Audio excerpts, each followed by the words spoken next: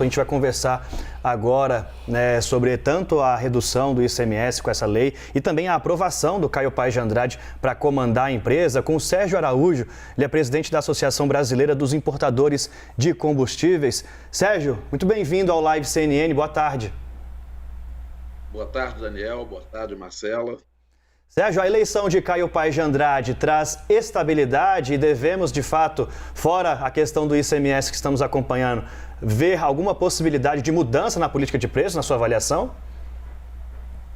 Daniel, eu não acredito que vá acontecer uma mudança na política de preço da Petrobras, né? Eu acho que é muito positiva a aprovação pelo Conselho do Caio Paz de Andrade como presidente. A Petrobras é uma empresa muito grande e ela precisa realmente de ter um líder, né? Precisa ter o seu presidente. Quanto mais tempo ficar nessa condição de interinidade é muito ruim, mas eu não acredito de forma alguma que o Caio vai estar fazendo uma mudança na política de preço. Como já foi muito debatido, muito divulgado, né? A Petrobras tem compromisso de comercializar as suas commodities pelo preço de mercado e eu não vejo como fazer diferente disso. Agora, Sérgio, a gente sabe que um dos motivos que fez, né, levou a Petrobras a anunciar o reajuste dos combustíveis na semana retrasada, em relação à possibilidade de desabastecimento do diesel. Existe essa possibilidade se os preços forem segurados?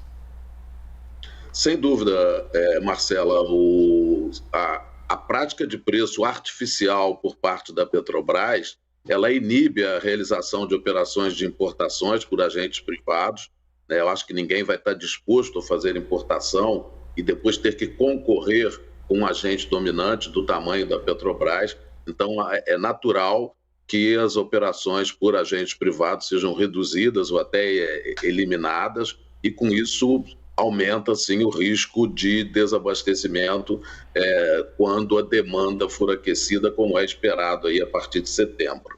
Sérgio, houve uma procura recente para a compra de diesel, para caso haja estoque em eventual desabastecimento? O que a gente vê, Daniel, é de que algumas empresas, né, as principais e as maiores distribuidoras têm feito realmente compras de volumes mais elevados, mas isso não necessariamente garante aí o abastecimento do país. Sem dúvida, as grandes empresas elas têm um compromisso com os seus clientes contratados e estão buscando, então, fornecedores alternativos para honrar os contratos.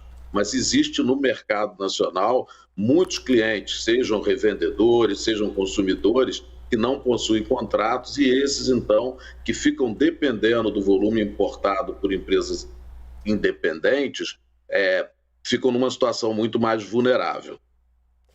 Sérgio, a gente sabe que a defasagem ainda existe, teve esse reajuste, mas ainda há uma defasagem, né? Estou vendo aqui, a Priscila Asbeck me mandou, a nossa analista de economia, a gasolina está com uma defasagem de 10%, né, em relação ao preço do mercado internacional e o diesel de 9%. Teremos a possibilidade de mais reajuste, já que temos uma defasagem e a tendência é de alta dos combustíveis, né? Perfeito. Essas defasagens dos 10% na gasolina e 9% no óleo diesel inviabilizam, como já falei, a realização de operações de importação por agentes independentes, né, pelos importadores e também pelas distribuidoras de atuação regional. Então, se faz necessário esse realinhamento. E é o que o mercado espera, de que a Petrobras continue com a sua política de equiparação e alinhamento dos preços ao mercado, né? Considerando que, infelizmente, o Brasil não tem capacidade suficiente de refino para atender a demanda. Sérgio, na sua avaliação, enfrentaremos um desabastecimento de diesel no Brasil?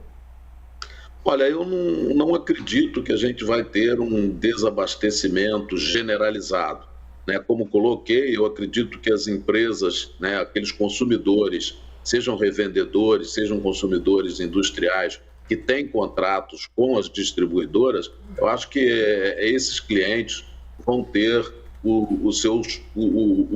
a sua necessidade atendida. Eu vejo que tem maior vulnerabilidade, sim, aquela rede que não tem contrato, ou seja, os conhecidos bandeiras brancas, que não estão vinculados às grandes distribuidoras, e eventuais consumidores finais aí que também não tenham contrato.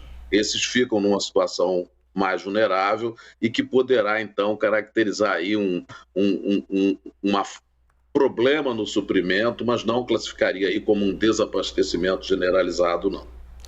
Muito bom, a gente conversou... É importante, Daniel, ressaltar que o governo tem essa preocupação, o Ministério de Minas e Energia e a Agência Nacional de Petróleo têm acompanhado diariamente não só a expectativa de produção do diesel no país, como também as previsões de importações, comparando com previsão de demanda, para que, em tempo hábil, tome alguma medida para garantir o abastecimento nacional. Mas é fundamental de que os preços estejam alinhados para que as operações ocorram normalmente. Perfeito. A gente conversou com o Sérgio Araújo, presidente da ABICOM, Associação Brasileira dos Importadores de Combustíveis. Sérgio, muito obrigada e uma ótima tarde para você. Até uma próxima. Boa tarde, Marcela. Boa tarde, Daniel. Estou sempre à disposição aqui para falar com vocês. Um abraço, boa tarde.